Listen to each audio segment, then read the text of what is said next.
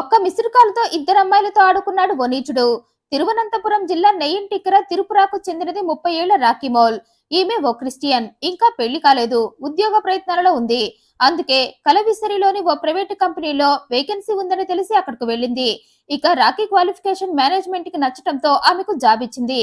దీంతో ఆమె ఆనందంగా ఆ విషయాన్ని తన పేరెంట్స్ కి కాల్ చేసి చెప్పింది. కాకపోతే ఈ కంపెనీ మన ఇంటికి చాలా దూరం, రోజు అప్ అండ్ డౌన్ చేయడానికి కూడా కుదరదు. అందుకే ఇక్కడే ఒక గదిని అద్దెకు తీసుకొని ఉండాలంది. అందుకు ఆమె పేరెంట్స్ కూడా ఒప్పుకున్నారు. ఇక అంతా హ్యాపీనే. కొత్త ఉద్యోగంతో తన లైఫ్ చేంజ్ అవుతుందేమో అని ఆనందపడింది రాఖీ. కారణం అప్పటిదాకా ఆర్థికంగా ఎంతో కొంత ఇబ్బంది పడింది మరి. అందుకే ఇప్పుడు తన సంపాదనతో తనకు ఆ ఇబ్బంది ఉండదు అనుకుంది. ఇక ఆ సంతోషంలోనే తనకు జాబ్ వచ్చిన విషయాన్ని తన ఫ్రెండ్స్ కి చెప్దామని తన హ్యాండ్ బ్యాగ్ లో నుండి ఫోన్ తీసి ఫ్రెండ్స్ కి కాల్ చేయబోయింది. కానీ ఇంతలో ఆమె ఫోన్ కి ఓ అన్నోన్ పర్సన్ నుండి కాల్ వచ్చింది. ఫోన్ డిస్ప్లే మీద కొత్త నంబర్ కనిపించడంతో ఈ నంబర్ ఎవరిది అని ఆలోచిస్తూనే ఆ కాల్ లిఫ్ట్ చేసింది ఆమె. అవతల పక్క ఓ మగ గొంతు హలో అనటంతో ఎవరని ప్రశ్నించింది. దానికి అతను నా ఫ్రెండ్ కోసం ఫోన్ చేశా కానీ లైన్ లోకి మీరొచ్చారేంటని అడిగాడు. దానికి రాకి ఈ నంబర్ నాదే, మీరు రాంగ్ డైల్ చేసినట్టున్నారు, ఓసారి చూసుకోండి అంది. దానికి అతను అవునా సారీ అండి అంటూ కాల్ కట్ చేశాడు. ఇక రాకి ఆ విషయాన్ని లైట్ తీసుకుంది. కానీ ఆ రాంగ్ కాల్ పర్సన్ మాత్రం అస్సలు లైట్ తీసుకోలేదు. అందుకే మరుసటి రోజు మళ్ళీ రాకీకి కాల్ చేశాడు. నిన్న మీకు కాల్ చేశా కదా అని ఆమెకు గుర్తు చేశాడు. దీంతో రాకీ అవునవును మళ్ళీ ఎందుకు చేశారని అడిగింది. ఏం లేదు, నిన్న మీతో మాట్లాడినప్పుడు మీ వాయిస్ చాలా స్వీట్ గా అనిపించింది. అందుకే మళ్ళీ మీ స్వీట్ వాయిస్ వినాలని కాల్ చేశా, ఏమనుకోకండి అన్నాడు. దానికి రాకీ అవునా అంటూ నవ్వింది. ఇక ఆ నవ్వులోనే అతనికి అర్థమైంది రాకీ తన రూట్ లోకి వచ్చిందని. పైగా ఆమె ఇంతకీ మీ పేరేంటో చెప్పనే లేదు అనటంతో ఇక తన లైన్ క్లియర్ అనుకొని వెంటనే నా పేరు అఖిల్ ఆర్ నాయర్ అని చెప్పాడు. అయితే అలా మొదలైన వీరి పరిచయం చివరికి హత్యతో ముగిసింది. ఈ అఖిల్ ని అమూల్ బేబీ అని అమాయకంగా నమ్మి తన మనసుని ఆపై తనువుని అతనికి గిఫ్ట్ గా ఇచ్చేసింది. రాంగ్ కాల్ తో కనెక్ట్ అయిన ఈ ఇద్దరు చాలా ఫాస్ట్ గా ప్రేమలో పడ్డారు. ఇక అక్కడితో ఆగారా అంటే అంతకన్నా ఫాస్ట్ గా ఇద్దరు ఒక్కటైపోయారు. అలా ఒక్కటవుతూనే ఉన్నారు కూడా. ఆ కలయికతో ఇద్దరు కలల ప్రపంచంలోకి ఆపై శృంగార ప్రపంచంలోకి వెళ్ళిపోయారు. ఇలని పూర్తిగా మర్చిపోయారు. అయితే అప్పుడే ఇలలోకి రా నా కోసం, నేను నీ కోసం ఎదురు చూస్తున్నా అంటూ అఖిల్ జీవితంలోకి మరో యువతి వచ్చింది. ఓ రోజు బయటకని వెళ్తుంటే అడ్రస్ చెప్పమంటూ అఖిల్ అడిగింది ఓ యువతి. ఇక అప్పుడే అఖిల్ గుండె మరోసారి గట్టిగా కొట్టుకుంది. అందుకే అడ్రస్ చెప్పటం కాదు, డైరెక్ట్ గా అక్కడికే తీసుకువెళ్తా అంటూ ఆమెను ఆ అడ్రస్ దగ్గరికి తీసుకువెళ్లాడు. ఇక ఆ గ్యాప్ లోనే ఆ యువతితో మాటలు కలిపేసి ఫోన్ నంబర్ కూడా తీసుకున్నాడు. దీంతో అప్పటి నుండి ఆమెకు గుడ్ మార్నింగ్ గుడ్ నైట్లు చెప్తూ మ్యాటర్ ని స్టార్ట్ చేశాడు. సేమ్ రాఖీ దగ్గర కలిపిన పులిహోరని ఆమె దగ్గర కూడా కలిపేశాడు. కట్ చేస్తే ఆ యువతి అఖిల్ కి పడిపోయింది. పైగా అంతటి మగాడు మళ్ళీ దొరుకుతాడో లేదో అనుకొని నువ్వంటే నాకు చాలా ఇష్టమని చెప్పిందామే. ఇక అప్పటికే అఖిల్ కి కూడా ఆ యువతి బాగా నచ్చేయటంతో నువ్వు నా ప్రాణం నా గుండెకాయ అన్నాడు. ఆ తర్వాత ఇద్దరు ప్రియురాళ్లతో రోజుకో రకంగా ఎంజాయ్ చేస్తూ ఉన్నాడు. అయితే అది కొద్ది రోజులకు ఇబ్బందిగా అనిపించింది. ఇద్దరిని ఎట్ ఏ టైం మెయింటైన్ చేయలేను అనుకున్నాడు. పైగా అప్పటికే మొదటి ప్రియురాలు అఖిల్ కి బోర్ కొట్టేసింది. అదీ కాక ఆమె పెళ్లి ప్రస్తావన కూడా తెస్తుంది. మరి అప్పటికే వీరి రిలేషన్ కి 6 ఏళ్లు నిండాయి. అందుకే రాఖీ పెళ్లి కోసం తొందరపడింది. కానీ అప్పటికే అఖిల్ రాఖీని పక్కన పెట్టేసి తన రెండవ ప్రియురాలతో నిశ్చితార్థం కూడా చేసుకున్నాడు. అయితే ఆ విషయం రాఖీకి తెలియక మనిద్దరం పెళ్ళెప్పుడు చేసుకుందామని అప్పటికే అడుగుతూనే ఉంది. ఇక ఆమె అలా అడిగినప్పుడల్లా అప్పుడే తొందరేముంది, మెల్లగా ఆలోచించి చేసుకుందామంటూ కుంటి సాకులు చెప్తూ తప్పించుకుంటున్నాడు అఖిల్. అయితే రోజు రోజుకి రాఖీ పెళ్లి ప్రస్తావన ఎక్కువ తెస్తూ ఫోర్స్ చేస్తూ ఉండటంతో ఆమెను దూరం పెట్టడం స్టార్ట్ చేశాడు అఖిల్.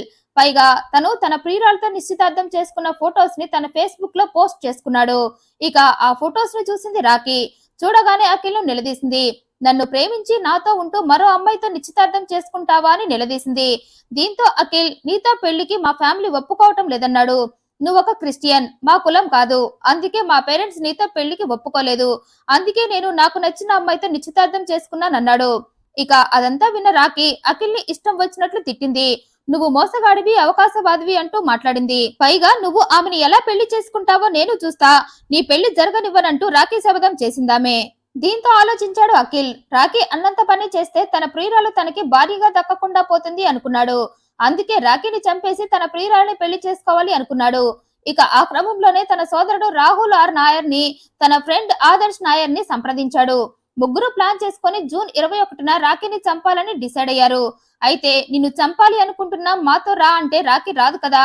అందుకే ఆమెను తమతో తీసుకువెళ్లి చంపాలని ఓ ప్లాన్ రెడీ చేసుకున్నారంతా. ఇక ఆ ప్లాన్ ప్రకారమే అఖిల్ రాఖీకి కాల్ చేశాడు. నీతో మాట్లాడాలి రా అన్నాడు.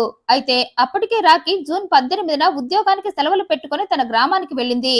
అయితే ప్రియుడు కలుద్దాం రమ్మని అనటంతో ఎక్కడికి రావాలంది. దానికి అతను అంబూరిలో తను కొత్తగా కడుతున్న ఇంటికి రా అన్నాడు. నువ్వొస్తే ఇంటిని కూడా చూడొచ్చు అనటంతో సరే అన్న రాఖీ జూన్ 21న తన పేరెంట్స్ కి పనుంది బయటకు వెళ్లి సాయంత్రానికి వచ్చేస్తా అని చెప్పి అంబూర్కి వెళ్ళిపోయింది. ఇక ఆమె బస్టాండ్ దగ్గరకు రాగానే రాఖీని ఆదర్శ్ కారులో రెడీగా ఉండి ఆమెను తన కారులో ఎక్కించుకొని అఖిల్ ఇంటికి తీసుకువెళ్లాడు. ఇక అప్పటికే అఖిల్ రాహుల్ రాఖీ కోసం అదే ఆమెను చంపటం కోసం ఎదురు చూస్తూ ఉన్నారు. అయితే కొద్దిసేపటికి కారులో రాఖీ రావటంతోటే వెంటనే అఖిల్ రాహుల్ కారు ఎక్కి ముగ్గురు కలిసి రాఖీ చేతులను తాడుతో కట్టేసి కారు సీట్ బెల్ట్ ని ఆమె మెడకు చుట్టి చంపేశారు. అసలు ఆమెకు మాట్లాడే ఛాన్స్, ఆ మాటకొస్తే అరిచే ఛాన్స్ కూడా ఇవ్వలేదు ముగ్గురు. కారు ఎక్కగానే ప్రాణం తీసేసి ఆమె శవాన్ని అఖిల్ నిర్మాణంలో ఉన్న ఇంటి ప్రాంగణంలోనే గొయ్యి తవ్వి పూడ్చిపెట్టారు. రాఖీ బట్టలన్నీ విప్పేసి ఆమె శవాన్ని గొయ్యిలో పడేసి శవం త్వరగా కుళ్ళిపోవాలని ఆమె శవంపై ఉప్పు చల్లి ఆమె శవాన్ని గొయ్యిలో పూడ్చేశారు. ఆ తర్వాత అఖిల్ స్నానం చేసి రాఖీ బట్టలను ఆమె హ్యాండ్ బ్యాగ్ ను తీసుకొని ఇద్దరితో కలిసి అక్కడి నుండి వెళ్లిపోయాడు. దారిలో రాఖీ బట్టలను పొదల చాటున పడేసి ఆమె హ్యాండ్ బ్యాగ్ ను ఓ ప్రైవేట్ బస్సులో విసిరేసి అక్కడి నుండి ముగ్గురు పరారయ్యారు. అయితే ఇక్కడే అఖిల్ మరో కుట్రకు శ్రీకారం చుట్టాడు. రాఖీ ఫోన్ లోని సిమ్ తీసేసి ఫోన్ ని కూడా అక్కడే పడేసి తెల్లారి మరో కొత్త ఫోన్ కొని అందులో ఆమె సిమ్ కార్డు వేసి ఆమె నెంబర్ నుండి రాఖీ ఫ్రెండ్స్ కి బంధువులకు నేను కొల్లాంకి చెందిన వ్యక్తిని ప్రేమించా, మా పేరెంట్స్ మా పెళ్లికి ఒప్పుకోరని నేను అతనితో పారిపోతున్నా అని వారందరికీ మెసేజెస్ చేసి ఆ ఫోన్ ని కూడా స్విచ్ ఆఫ్ చేసేసి అక్కడే పడేసి వెళ్లిపోయాడు. అయితే బయటికని వెళ్లిన కూతురు సాయంత్రానికి కూడా ఇంటికి రాకపోవడంతో ఆమె తండ్రి రాఖీకి కాల్ చేశాడు. కానీ కాల్ కలవలేదు. దీంతో తండ్రి కూతురు కోసం ఆరా తీయటం ప్రారంభించాడు. బంధువులకు రాఖీ ఫ్రెండ్స్ కి కాల్ చేసి అడగ్గా రాఖీ కొల్లంకు చెందిన వ్యక్తితో పారిపోయినట్లు మెసేజ్ పెట్టిందని చెప్పి షాక్ ఇచ్చారు. కూతురు చేసిన పనికి బాధపడ్డాడు తండ్రి. అలా నెల గడిచింది.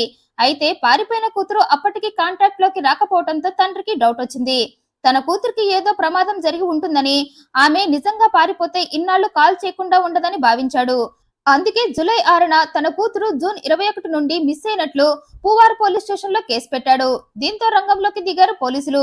రాఖీ గురించి ఎంక్వైరీ చేస్తూ ఆమె ఫోన్ చివరి లొకేషన్ అంబూరు నుంచి వస్తుండటంతో అక్కడకు వెళ్లారు. ఆ వెంటనే వారికి రాఖీ అఖిల్ ఎఫైర్ తెలిసిపోవడంతో వెంటనే వారు అఖిల్ ఇంటికి చేరుకున్నారు.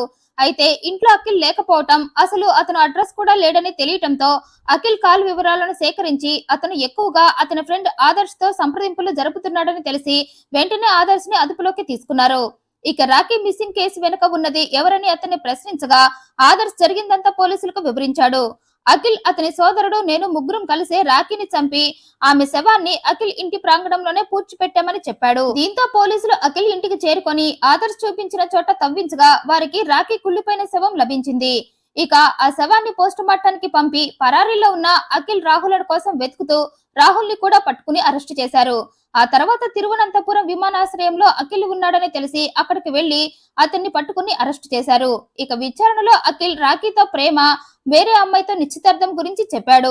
తను వేరే అమ్మాయిని పెళ్లి చేసుకోబోతున్న విషయం రాఖీకి తెలిసి అందుకు ఆమె అభ్యంతరం చెప్పిందని, అందుకే ఆమెను అడ్డు తొలగించుకోవాలని నా సోదరుడు నా ఫ్రెండ్ సాయంతో ఆమెను చంపేశారని చెప్పాడు అఖిల్. అమాయకంగా అఖిల్ ని నమ్మి ప్రాణాలు పోగొట్టుకుంది రాఖీ. ఈ వీడియోపై మీ అభిప్రాయాన్ని కమెంట్ రూపంలో తెలియజేయండి. మరింత ఇంట్రెస్టింగ్ అండ్ జెన్యూన్ ఇన్ఫర్మేషన్ కోసం ఈ వీడియోను లైక్ చేయండి, షేర్ చేయండి, ఛానల్ సబ్స్క్రైబ్ చేయండి. Thank you for watching.